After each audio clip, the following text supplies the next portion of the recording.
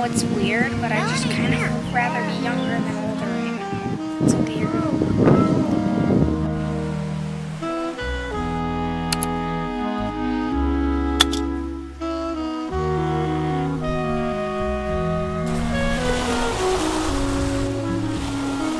The sound of Lake Michigan's waves crashing just a few feet away from me fill my crowded mind.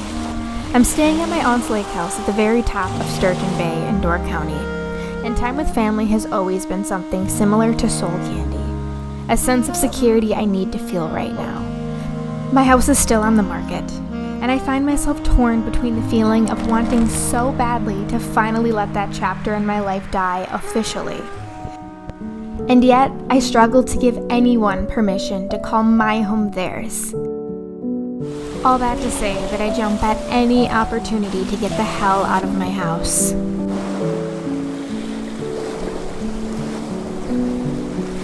In 45 minutes, I have my first mediation meeting with our shared divorce attorney. I feel like bawling at the thought. Is there a way I could manage to mess this up the way I feel like I failed in my marriage?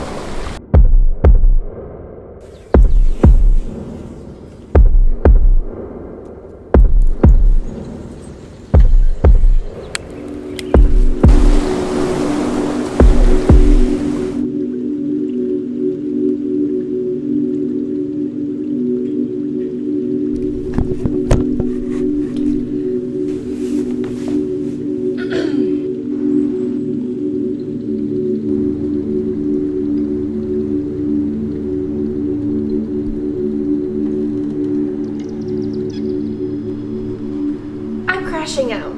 It's official. Everyone's been waiting for it. I'm officially crashing out. I don't even know where to start. Our house was on the market. We got an accepted offer. That offer was going well. It may not go well anymore. It might fall apart. So I'm just kind of like, okay, so my career is not working. The house that we need to sell is not selling. How am I supposed to have hope? Because any time that things go my way, they just fall apart. I have to sell this house. I don't want to sell this house. I got a little bit of glimmer of hope when I got an email back from Digital Spaghetti. I was very excited about that. I have not received anything back. I'm trying really hard to not lose hope. It's so hard. It is so hard when everything around you just won't effing work. Nothing. Not even the things that are supposed to work are working. It is getting concerning how much has fallen apart and how little is getting fixed. Like, how does anybody come back from this? I'm a walking red flag to any man with a brain, okay? Any man with a brain is gonna see 26 years old getting divorced with a 3-year-old and think, abso-effing-lutely am I not touching her, even if she's an angel. But when you're trying to get in a door that won't open, you can't keep opening it anymore. And that's what I was doing for a while, longer than I would admit. Watching somebody that you cared about date the person that they had an affair with in front of you, waiting for your house to sell. And it's nobody's fault, but waiting for your house to sell, and it's just not. And when somebody does bite, it goes really well up until, well, the last minute, just like everything in my life. I know I need to figure it out, but where do I start? I've been painting, I've been drawing, I've been filming, I've been editing, I've been making internet videos that are short form. I have been trying to reconnect with friends, escape. I've been trying to go to therapy. I had to pause that. I can't afford therapy. I am on my last wire emotionally. I can't pretend like I'm so okay, because I am not. I am the furthest from okay I've ever been in my entire life. I don't know anymore. If this is what my life is going to amount to, is me struggling and getting nowhere else in life, my passion might be creating very visually cinematic, stunning content on the internet. That might be something I like to do, okay? But pretending like it's perfect, pretending like I'm not falling apart at the seams is not part of the brand. This is unfiltered, and if this gets into the video, it means that I am growing, I guess. I know what you're all wondering. Okay, Brooke, you're having a crash out. What's the plan? Well, I have no other choice than to move forward. I mean, my other choice is the inevitable. I love my daughter way too much for that, and I love the growth I've had too much to let it all go. So what do? We're gonna try to keep drawing. We're gonna try to keep painting. We're gonna try to keep moving as forward as we can go, even if I'm pulled 14 million steps backwards every single time I take 2 steps forward. And we're gonna pray that I can use this clip one day and be like, oh look, see how sad she was and look how happy she is now. If I'm able to do that, I've won. Do I trust that that's gonna happen? I don't trust anything anymore. So no, I guess I just have to keep pushing through, pushing forward, and hating it the entire time. I guess that's just like what life is, you know? Yeah, this is real life. I mean, I can't pretend that it's going well when it isn't. I just can't. We'll keep writing, we'll keep painting, I'll keep drawing, I'll keep making these videos that seem to struggle on YouTube. I will do what I can. But I have only so little patience left in me. If something else happens, I don't know.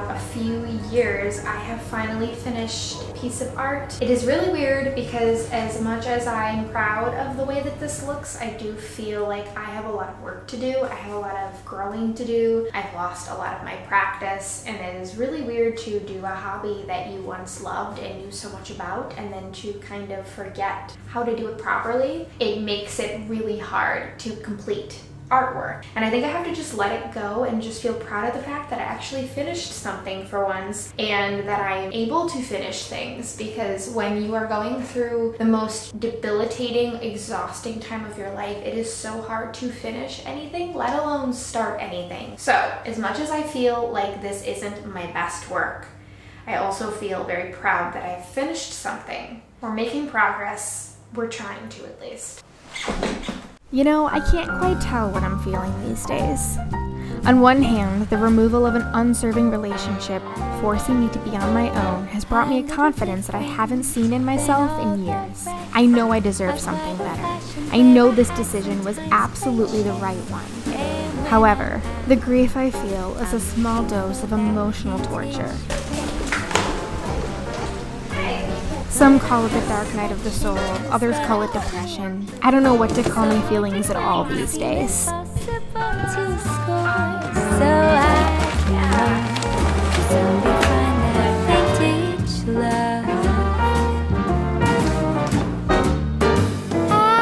kept on looking, but everyone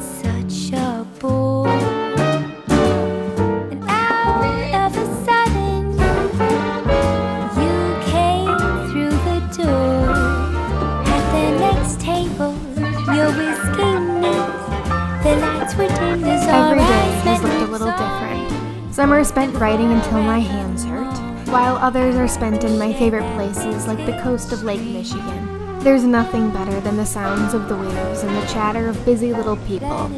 My daughter has fallen in love with the lake almost more than I have, making it even easier to make the small drive to my favorite underrated city in Wisconsin, switching between the beach and other nearby activities.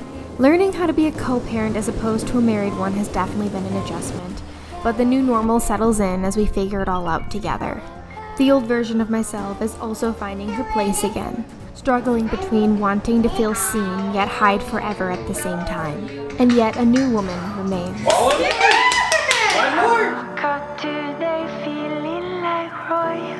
Growth in this stage of my life has 100% come with never-ending growing pains. Days come and go, my mood's fluctuating like a spotty old radio desperately trying to find a signal. But you know what? With everything I've gone through, I can say two things. I'm having way more fun than before, and I'm finally making art again. Do you want to get married when you grow up? Not really. Life can be so wonderful, warm and gentle light. Nothing's gonna bring me down. I'm feeling so divine. Feeling divine, I'm feeling the vibes. I feel like it's more than just a feeling, what we could define. Let's break through the ceiling, see what limits that we could defy. Cause I could do anything I want, it's for me to decide. Bring you up to speed, take the wheel, let you drive. It's alright on a dark road, let the fire in us be the light. Day and night, yeah, we only seem to free our mind at night.